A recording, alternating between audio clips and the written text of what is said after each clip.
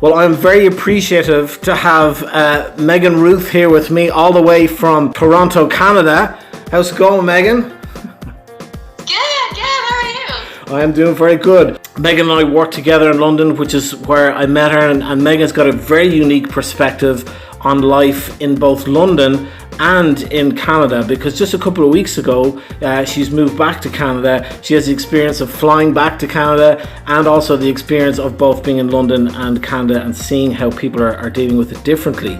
So just for those of us who may be geographically challenged, Megan, explain where exactly you are in Canada. So I am more on the east end of Canada, 8 to 12 hour, depending on traffic, 8-hour drive to New York City straight. Megan is very, very all-around talented person. Another example of an artist who's not being letting this whole situation with COVID knock us down. And so she's been working on her book. We're going to talk about that at the end. She's also a poet, an actress and a model, and she's got a fantastic website I'll be sharing with you so you can get more information. And tell us about your perspective on what London was like before you left to go back to Canada. How did you feel it was going? How was London dealing with the virus? And what did you see firsthand of what was going down? Well, London, because I was following both Canada and London, or Canada and the UK, and how both countries were handling it from the beginning. And I can say that for certainty, I am much more appreciative of what Canada has done versus the UK. I think the UK was very slow on the uptake, very slow in closing things down, and I think it was a lot of denial happening. The fact that they just the UK just inputted a mandatory 2-week quarantine just last week or 2 weeks ago was ridiculous. Are you saying, Megan, that people could come here from another country and they wouldn't have to quarantine? No. Oh my God, I didn't know that. Yeah, I think that was ridiculous. That's funny. Anybody can come in and, yeah.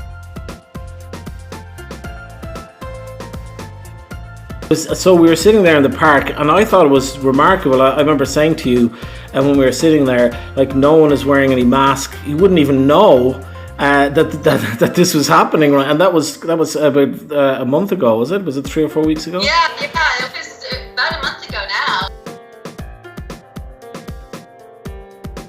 So tell us what that experience was like, going to the airport. What was Heathrow like? What was the flight like itself?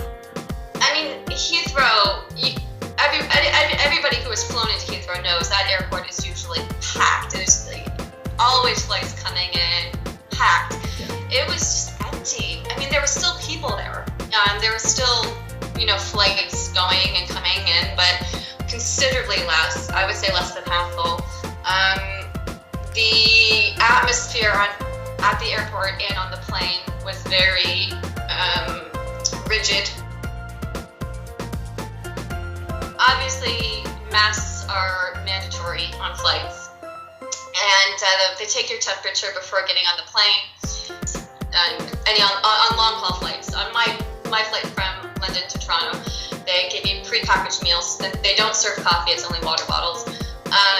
And so I was eating, and I forgot to put my mask back up after eating. And the air hostess was walking around, and she saw the mask basically down my chin, and she basically yelled at me. She said, "Put your mask back on."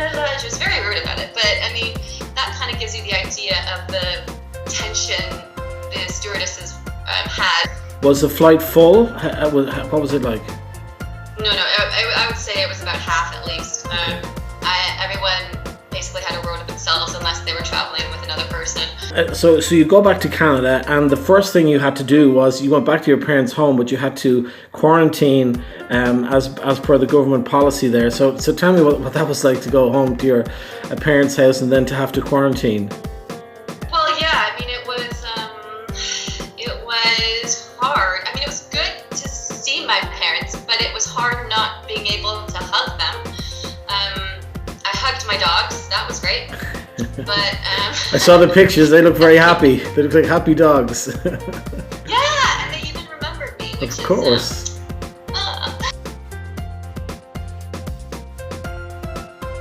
So how strict is Canada in terms of, for example, face masks, wearing gloves, social distancing, all the general kind of COVID-19 things that we've come to know? It's not mandatory to wear masks. I do remember hearing about in Toronto, I think they're making it mandatory to wear masks on transit. I'm living with my parents, which is a very... You're in the suburbs of Toronto, correct? I'm basically in the suburbs, and there's a lot of families here, a lot of elderly, and they're a little bit more paranoid. Gotcha. So there's a lot more mask usage and everything. But I'm seeing posts from my friends in Toronto about people not wearing masks and not taking it seriously. Okay. So I think it's a generational thing. It depends where you're located.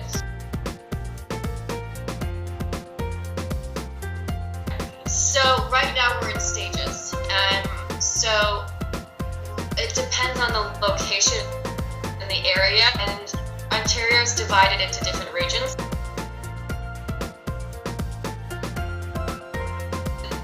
Because Toronto was the worst hit, it's the epicenter of Ontario. So Toronto's the last to hit stage 2. So I'm going to transition now into talk a little bit about you before we finish up the episode, because you're a very unique artist, a poet, a writer, and you have an interesting way of describing how you made this transition from being a model and an actor. So what is that? You have a great little catchphrase you use for that, which is very unique. Yeah, it's actor, model, turned writer, producer. And you explained it to me before. You were saying that basically you just kind of had like an epiphany about the things that you're truly passionate about, and you feel drawn to being a writer, especially. Is that correct? Yeah. Well, it's actually funny. I've been writing my whole life, right? And it's always been something that I've done. I remember writing. I actually recently found a book full of my old poetry that I was writing when I was like 12. Well, I wrote my film Sugar. I wrote a screenplay a few years ago, which I produced, and that was kind of the first time I took writing a bit more seriously. I started writing a lot more poetry early last year, and I started putting it on Instagram. I have an Instagram page where I put my poetry to my modeling photos, and it just kind of happened that way. Very unique, yeah.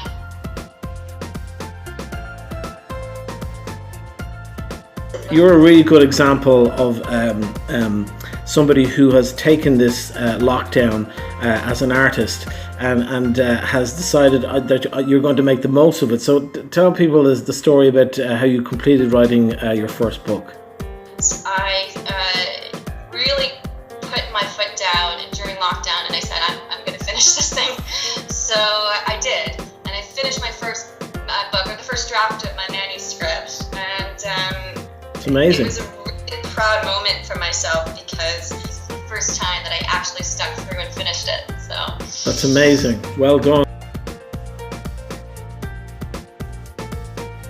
So have you got any embarrassing story you'd like to, or a funny story you'd like to share about me before you go? Oh, you, Hugh. Yes. Oh, on the spot. On the spot. The thing that comes to mind is Christmas, right? Not necessarily an embarrassing story, but I think I do have a photo of you. It's a really funny photo. But it's not necessarily embarrassing, but I just remember having a really fun time at Christmas and just dancing and having a ball. To be able to get together and create our own Christmas style, and as you said, that Christmas Eve especially was great fun. But listen, Megan, it's been an absolute pleasure to have you on here. Thank you so much for your time, and hopefully it won't be too long before we see you back here in London again. But in the meantime, I got nothing but love for you. Nothing but love for you too. And nothing but love for all those people watching out there. Okay, people, have a good one. Boom!